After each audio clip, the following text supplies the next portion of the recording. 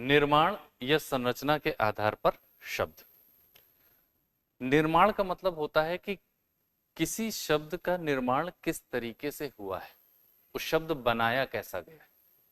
ठीक है, निर्माण तो बहुत सारी चीजों का होता है, जैसे इस बोतल का भी निर्माण हुआ होगा, है ना, इस कप का निर्माण हुआ है, मोबाइल का निर्माण हुआ है। तो जैसे मान लीजिए कि आपके सामने ये बोतल है, आपसे कहा जाए कि निर्माण इसका हुआ है, आप कहेंगे हाँ हुआ है।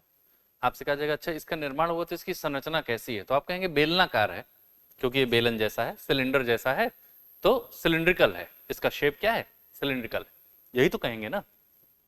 अगर आप कहेंगे कि ये मोबाइल है, अब आप कह रहे हैं कि मोबाइल का निर्माण हुआ है तो मोबाइल का शेप कैसा है, इसकी संरचना कैसी है, तो आप कहेंगे कि ये चपटा है, फिर आप कहेंगे कि ये रेक्टेंगल है, आयताकार है ना।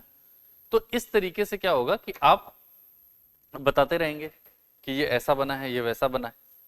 ठीक उसी तरीके से किसी शब्द का निर्माण हुआ है तो उस शब्द की संरचना किस प्रकार की है, क्या शब्द जो है वो रूढ़ है, या शब्द यौगिक है, या शब्द योग रूढ़ है। ठीक, तो अब सबसे पहले ये देखते हैं कि रूढ़ का मतलब क्या होता है।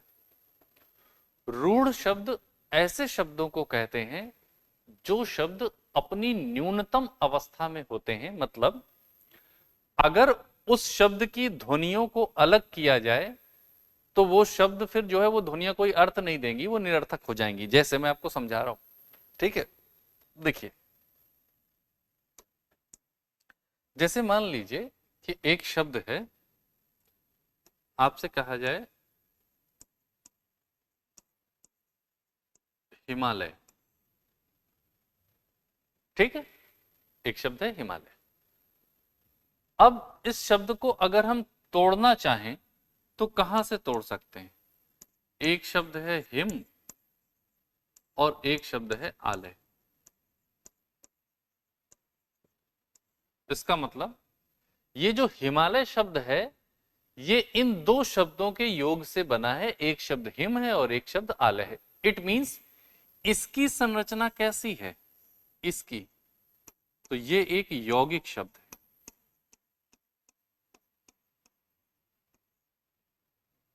क्यों?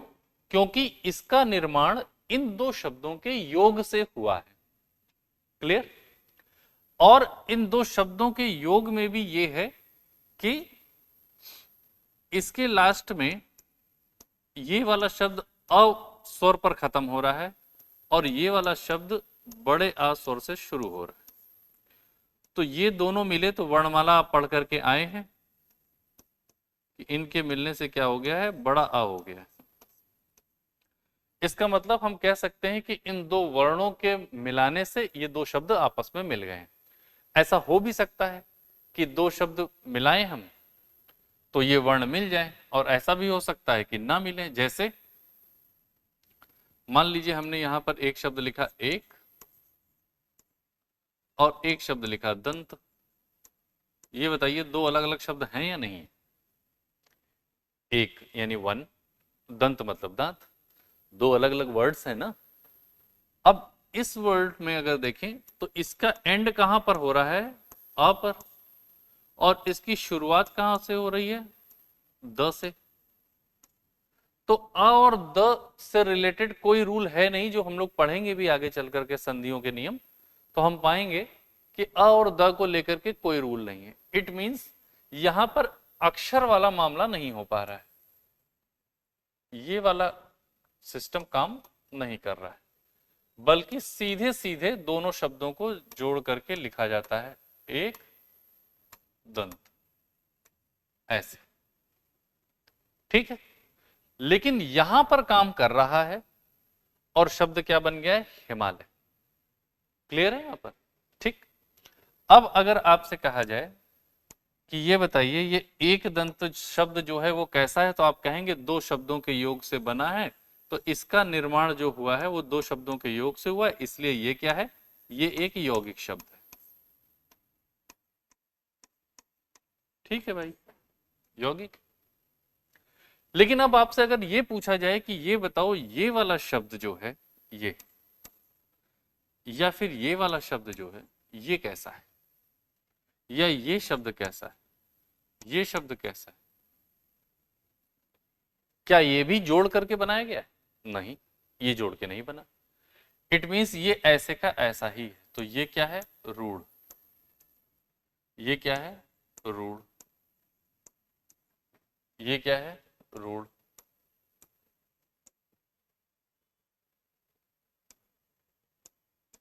ये भी रूढ़। तो जब शब्द कहीं से भी जोड़ करके ना बनाए गए हों तो उसको हम क्या कहते हैं? रूढ़ शब्द। ऐसे बहुत सारे शब्द हो सकते हैं, बल्कि ऐसे शब्दों की संख्या बहुत ज्यादा है। आप देखिए, रोटी, कपड़ा, मकान, आप कुछ भी ले लीजिए। जैसे मान लीजिए अगर मैं आपसे कहूं कि आप अपने घर में टेबल देखते हैं, टेबल है ना, घर में टेबल तो होगी, टेबल चेयर। तो जो टेबल है, अगर आपसे कहा जाए कि इस पूरे टेबल की संरचना, यानी कि पूरे टेबल का स्ट्रक्चर जो है वो ये बताइए कि जोड़ करके बनाई गई है टेबल या अपने आप में पूरी टेबल कंप्लीट है? तो आप कहेंगे कि नहीं, जोड़ करके बनाई गई है। उसका जो टॉप है टेबल का वो कंप्लीट है, लेकिन उसके पैर जो है वो उसमें जोड़े गए हैं। ठीक है, तो वो जो टॉप का जो एरिया है वो क्या है? सिंगल बॉडी है, सिंगल यूनिट। वो जो सिंगल यूनिट है वो क्या है? रूढ़। और अगर हम पूरे स्ट्रक्चर की बात करेंगे तो वो क्या है? यौगिक। यौगिक शब्द बनता है योग प्लस इक से। इक एक सफिक्स है, जैसे इंग्लिश में भी सफिक्स लगाते हैं ना लास्ट में। जैसे मान लीजिए पॉलिटिक्स, तो फिर पॉलिटिक्स से क्या हो जाता है? Political, theoretical. तो ये जो कल कल बार बार आ रहा है ये क्या है? सफिक्स है जो लग रहा है। ठीक है, ह्यूमन में ह्यूमैनिटी, ठीक, तो ह्यूमैनिटी, इटी, ये जो लगा रहे हैं लास्ट में वो क्या है? सफिक्स है। ऐसे ही हिंदी में भी सफिक्स यूज करते हैं हम। तो हिंदी का सफिक्स लगा करके तब हम शब्द बनाए हुए हैं उसको। बात समझ पा रहे हैं आप? ये शब्द क्या है? रूढ़। ये रूढ़। अगर हम इसकी ध्वनियों को अलग करें, जरा ही अलग कर दीजिए और म अलग कर दीजिए, कोई अर्थ निकलेगा? नहीं निकलेगा। लेकिन हिमालय में हमने हिम को अलग किया, आलय को अलग किया, अर्थ निकलता है। हिम का मतलब क्या होता है? बर्फ। और आलय का मतलब क्या होता है? स्थान। तो जो बर्फीला स्थान है उसको हम हिमालय कह रहे हैं। बात समझ में आ रही? तो जब कोई शब्द ऐसा है, उसका स्ट्रक्चर ऐसा है कि वो ज्वाइंट नहीं है, उसमें कहीं जोड़ करके नहीं बनाया गया, तो उसको हम कहते हैं रूढ़ शब्द। ये शब्द ऐसे होते हैं कि इनकी साउंड्स को अलग किया जाए तो फिर ये बेकार हो जाएंगे, कोई अर्थ नहीं देते। बात समझ में आ रही है? जैसे अगर आप कहें कि चाय, अब चाय में चा अलग कर दीजिए या अलग कर दीजिए, कोई मीनिंग नहीं है। बात समझ रहे हैं? तो रूढ़ शब्द वे शब्द हैं जिनकी ध्वनियों को यदि पृथक कर दिया जाए तो वो कोई अर्थ नहीं देंगी, निरर्थक हो जाएंगी। उनको हम कहते हैं रूढ़। अब ऐसे ही रूढ़ शब्द जो होते हैं उनको मिला करके फिर हम क्या करते हैं? यौगिक शब्द बनाते हैं। अब योग करेंगे हम, जोड़ करेंगे, तो जोड़ 5 तरह से किया जा सकता है। 5 तरीके हैं हमारे पास जोड़ के। जैसे आप लोग वैसे भी सोचिए ना, नॉर्मली घर में कोई भी टेबल है या चेयर है या कुछ भी है ऐसा, तो जोड़ते हैं, तो जोड़ करके बनाते हैं चीजें कि नहीं बनाते? कभी बचपन में अगर आपने वो खेला हो, एक बच्चों का खिलौना रहता है जिसमें छोटे छोटे टुकड़े दिए जाते हैं, पार्ट्स होते हैं, उनको जोड़ करके कभी आप कार बना सकते हैं, कभी आप सोफा बना सकते हैं, कुछ भी बना सकते हैं। तो वो जो छोटे छोटे टुकड़े हैं वो क्या है? रूढ़। और वो जो पूरा स्ट्रक्चर आप बनाते हैं वो क्या है? यौगिक, जोड़ करके बनाया गया है। ठीक है, इस तरीके से। अब ये जोड़ कैसे हो सकता है? या तो एक दूसरे में फंसा करके वहां पर बनाते हैं, ठीक है, फेविकोल से जोड़ दीजिए, चीजें जुड़ जाएंगी। यहां से यहां लगा करके यहां कील ठोक दीजिए, टेबल में क्या होता है? कील ठोक दी जाती, बन गया। ठीक है, तो योग करने के अलग अलग तरीके हो सकते हैं। फेविकोल से जोड़ लो, कील ठोक दो, या फिर क्लिप लगा दो, किसी भी तरीके से चीजें जोड़ते हैं ना। वैसे शब्द को जोड़ने के भी जो है वो 5 तरीके हैं। एक तरीका यह है कि वर्णों को जोड़ दो। वर्णों को जोड़ दो कैसे?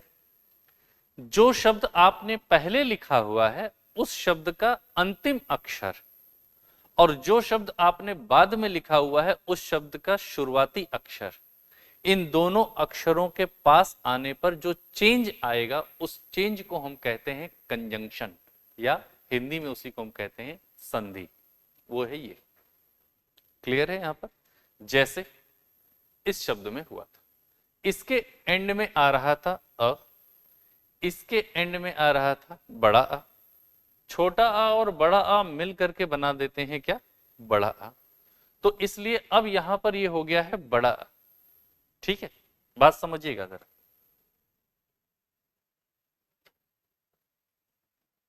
देखिए, अगर इस पहले वाले शब्द को हम तोड़ें तो क्या हो जाएगा? ये ह प्लस छोटी प्लस म प्लस आ। ठीक, जरा बाद में लिखे हुए शब्द को हम तोड़ें तो क्या हो जाएगा?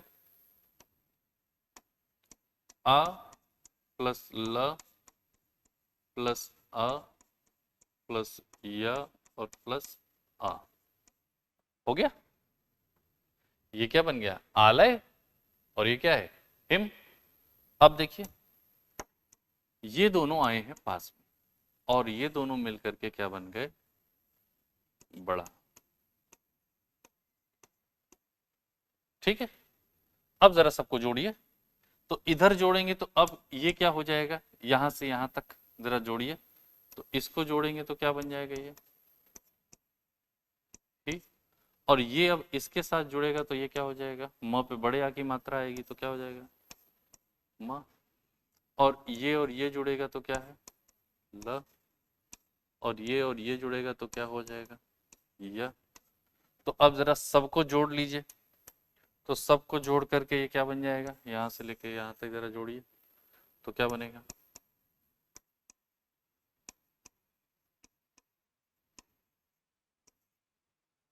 हिमालय। इस तरीके से।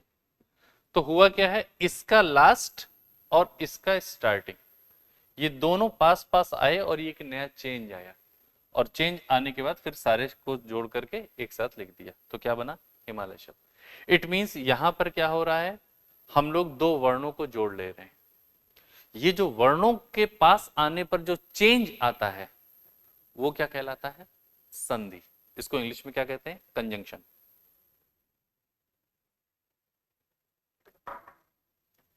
अब देखिए, यही चीज जरा यहां पर देख लें हम लोग, यहां भी कर लेते हैं। तो यहां पर क्या है? एक, तो ए प्लस क प्लस अ। उसके बाद इधर क्या है? दूसरी तरफ द प्लस अ प्लस न प्लस त प्लस अ। यही तो है। क्यों? यही क्यों है? क्योंकि हम एक दंत को ऐसे भी तो लिख सकते हैं। ये तो हम पढ़ा चुके हैं आपको। तो एक दंत को ऐसे भी लिखा जा सकता है। ठीक है, अब समझ में आ रहा होगा। तो यहां पर जरा इसको जोड़ लेते हैं। अब देखिए, इसको जोड़ने का आपस में कोई नियम नहीं है कि इस स्वर के साथ ये वाला व्यंजन जुड़े, ऐसा कोई नियम नहीं है व्याकरण में। चूंकि कोई नियम नहीं है इसलिए मजबूरी क्या है कि हमको ये एक साथ लिखना पड़ेगा और ये वाला एक साथ लिखना पड़ेगा और फिर इन दोनों को जोड़ करके हमें लिखना पड़ेगा।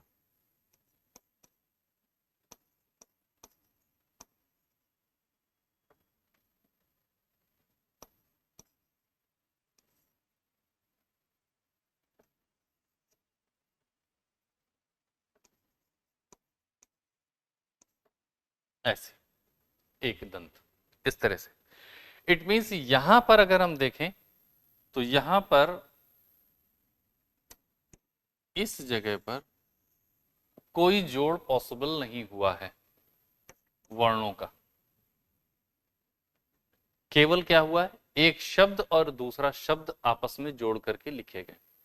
ये जो शब्द जोड़ करके लिखे गए हैं इनको हम क्या कहते हैं, कंपाउंड यानी कि समास।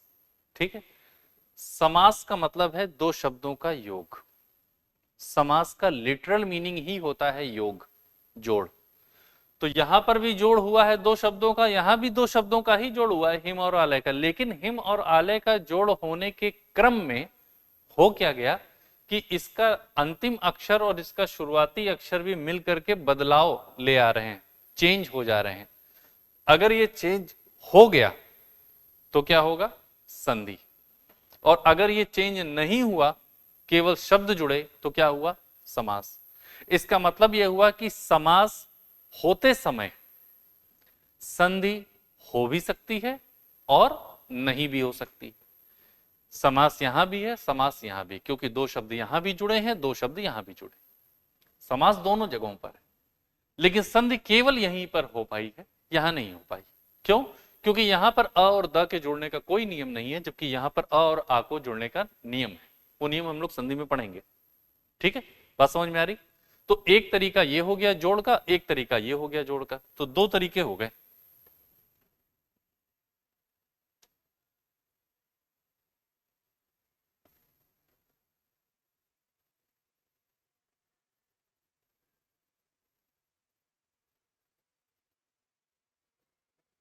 अब देखिए, संधि समझ में आ गया, समास समझ में आ गया, दो शब्दों का योग।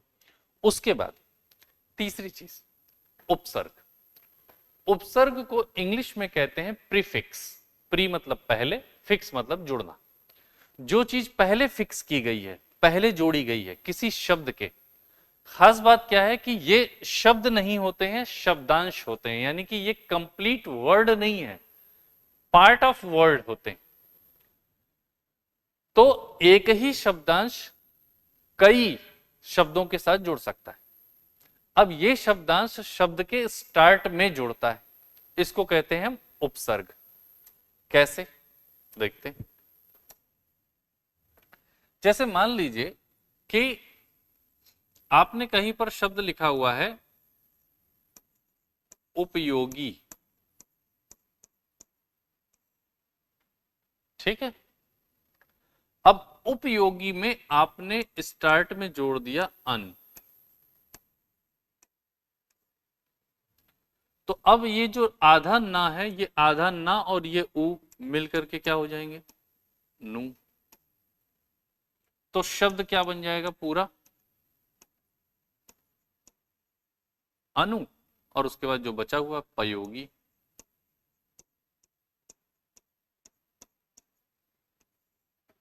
बन गया। और अनुपयोगी उपयोगी वर्ड का एंटोनिम है, इसका मतलब विलोम शब्द। इसी तरीके से आप देखिए, एक शब्द है प्र, तो सॉरी हार, और हार के आगे आपने लगा दिया प्र, तो क्या बन गया अब शब्द, प्रहार। लेकिन ये प्र केवल हार के साथ ही थोड़ा लग सकता है, प्र प्लस आरंभ, तो क्या बन जाएगा, प्रारंभ। इस तरीके से बात समझ रहे हैं? तो प्र लगा दिया आगे, बन गया। तो इसको हम कहते हैं कि ये क्या है, ये है उपसर्ग।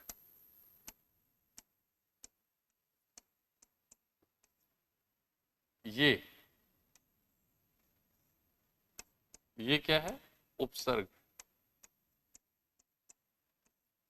आप लोग बोलते हैं ना, अरे बेशरम हो क्या, तो बेशरम में शर्म क्या है, मेन वर्ड है। बे क्या है, प्रीफिक्स है। बे का मतलब होता है बिना, तो बेशरम मतलब जो बिना शर्म के। बेवफा, बिना वफा के जो है। ठीक है, बेपरवाह, जो बिना परवाह के है, किसी की परवाह ना करे, बेपरवाह। ला भी होता है, लापरवाह, ला इलाज, ला जवाब। तो ला क्या है, प्रीफिक्स है। ये सारे प्रीफिक्स जो मैंने बोले ना, बे बोला, ला बोला, ये जो प्रीफिक्स हैं ये उर्दू के प्रीफिक्स हैं। ये जो है वो कहाँ का प्रीफिक्स है, अन और प्र, ये सब संस्कृत के प्रीफिक्स हैं जो हिंदी में भी यूज होते हैं। क्लियर है? कुछ प्रीफिक्स होते हैं जो हिंदी के अपने हैं, तो जब हम लोग प्रीफिक्स पढ़ेंगे तो देखेंगे उस समय। अभी आपको सिर्फ समझा रहा हूं मैं कि ये एक तरीका होता है एक नया शब्द बनाने का। शब्द निर्माण पढ़ रहे हैं ना हम लोग, निर्माण के आधार पर शब्द। तो इस शब्द की संरचना कैसी है? इस शब्द का निर्माण हुआ है इस शब्द के आगे एक उपसर्ग लगा करके, उपसर्ग जोड़ करके ये नया शब्द बना है। क्लियर? समझ में आ गई होगी बात यहां पर। तो उपसर्ग क्या है? अगर आपसे कोई कहे कि उपसर्ग क्या होता है, तो उपसर्ग ऐसे शब्दांश हैं जो किसी शब्द के आगे जुड़कर उसका अर्थ बदल देते हैं। ठीक है, ये इसकी परिभाषा हो गई। इसी तरीके से कुछ ऐसे शब्दांश भी होते हैं जो किसी शब्द के पीछे जुड़ करके मीनिंग बदल देते हैं, ऐसे भी शब्द होते हैं। उनको हम कहते हैं सफिक्स, यानी कि प्रत्यय। जैसे देखिए, जैसे मान लीजिए कि आपने एक शब्द लिखा हुआ है मानव, ये तो सुना ही होगा ना, मानव। ठीक है, अब आपने क्या किया, इसके साथ यहां पर ता लगाया और एक नया शब्द बनाया मानवता। ये है ह्यूमन, और आगे आपने ता लगा दिया, तो अब बन गया क्या? ह्यूमैनिटी, मानवता। बात समझ में आ गई? अब जैसे यहां पर आपने लिखा सुंदर और फिर आपने ता लगा दिया,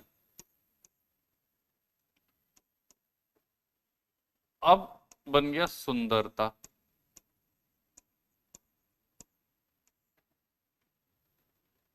यहां पर क्या है? ब्यूटीफुल, और ता लगा दिया तो बन गया क्या? ब्यूटी, सुंदरता। तो सुंदरता के गुण से जो युक्त है वो सुंदर है। अब अंतर कैसे आया? देखिए, जब हम कह रहे हैं मानव, तो मानव क्या होता है? मानव एक जातिवाचक संज्ञा है। ठीक है, और ता लगा दिया, मानवता बना दिया, अब ये बन गया है भाववाचक संज्ञा, मीनिंग चेंज हो गया है। ठीक है, सुंदर एक एडजेक्टिव वर्ड है, विशेषण शब्द है, और जैसे ही हमने इसमें ता जोड़ दिया तो इसको ता जोड़ करके सुंदरता जो शब्द बन गया, ये है भाववाचक संज्ञा। तो अगर आपको ये पहचानना हो कि ये क्या है और ये क्या है, तो ये क्या है? एग्जैक्टली नाउन है, और ये नाउन, ये क्या है? ये एडजेक्टिव है। यहां पर ये भी नाउन है, ये भी नाउन है, बट अंतर क्या है? नाउन के अंदर, संज्ञा के अंदर ये है जातिवाचक संज्ञा, और ये क्या है? भाववाचक संज्ञा। इट मींस कि हमने मेन वर्ड्स में एक ही प्रत्यय जोड़ा है, एक ही सफिक्स जोड़ा है दोनों में ही, लेकिन आप देखें कि मीनिंग चेंज हो गया। ठीक है, इस तरीके से मीनिंग क्या हो जाता है? बदल जाता है। तो अब अगर हम कहें कि ये क्या है एग्जैक्टली, तो ये है प्रत्यय।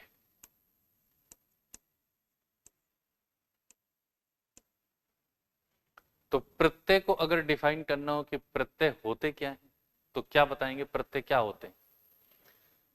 प्रत्यय वे शब्दांश हैं, शब्दांश है ये, देखिए शब्द के अंश, यानी कि इस वाले शब्द का ये अंश है। तो प्रत्यय वे शब्दांश हैं जो किसी शब्द के पीछे जुड़कर उसका अर्थ परिवर्तित कर देते हैं, और उपसर्ग क्या है? वे शब्दांश हैं जो किसी शब्द के आगे जुड़कर उसका अर्थ बदल देते हैं, परिवर्तित कर देते हैं। क्लियर हुआ? तो यहां पर भी हमने क्या किया? देखिए, एक नया शब्द बनाया था, अनुपयोगी। यहां प्रहार और प्रारंभ नए शब्द बने थे, यहां मानवता और सुंदरता नए शब्द बने। तो नए शब्दों का निर्माण हो रहा है, और ये निर्माण हो रहा है तो इसकी संरचना कैसी है? योग के द्वारा बनी है। तो ये योग कैसा है? यहां पर शब्दांश आगे जोड़ा गया है, यहां पर शब्दांश पीछे जोड़ा गया है। ठीक, तो एक जगह पर शब्दांश आगे जोड़ रहे हैं, एक जगह पर शब्दांश पीछे जोड़ रहे हैं, और यहां पर वर्ण आपस में जोड़ रहे हैं, यहां पर शब्द आपस में जोड़ रहे हैं। तो 4 तरीके हो गए। वर्णों को जोड़ा तो संधि, शब्दों को जोड़ा तो समास, शब्दांश को आगे जोड़ा तो उपसर्ग, शब्दांश को पीछे जोड़ा तो प्रत्यय।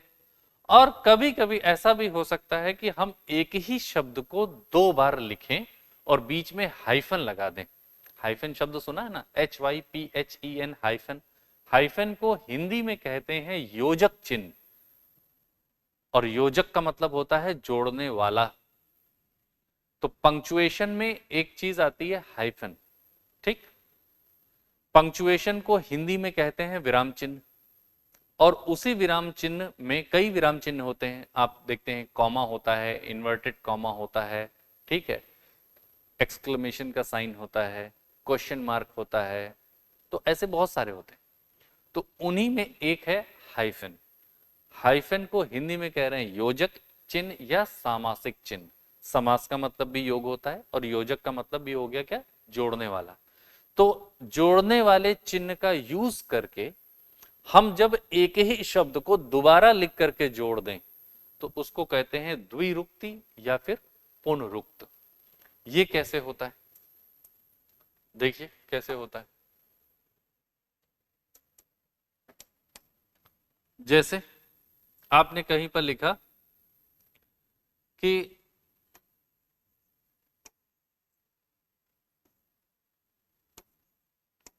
वह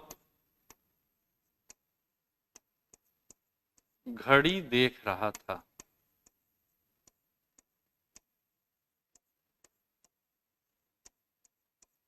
एक सेंटेंस ये, और अब मैं लिख रहा हूं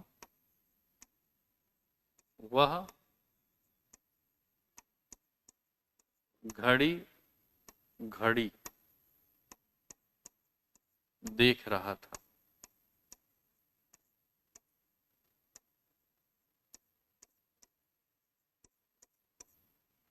दोनों में आपको कोई अंतर समझ में आ रहा है? यहां पर घड़ी देख रहा था, इसका मतलब या तो ये घड़ी देख रहा था या फिर मौका देख रहा था कि मौका मिले तो हम इसके साथ कुछ करें। तो वह घड़ी देख रहा था। और वही योजक चिन्ह का प्रयोग करके ये हाइफन हमने बीच में यूज कर लिया, और हाइफन का यूज करके हमने क्या किया, एक ही शब्द को दोबारा लिखा। अब मीनिंग क्या है, वह घड़ी घड़ी देख रहा था यानी कि बार बार देख रहा था, यहां पर ये आया। तो आप देखेंगे कि मीनिंग चेंज हो जाता है। अब एग्जाम की तैयारी को और बेहतर करने के लिए हमारे चैनल को लाइक, शेयर और सब्सक्राइब करना ना भूलें।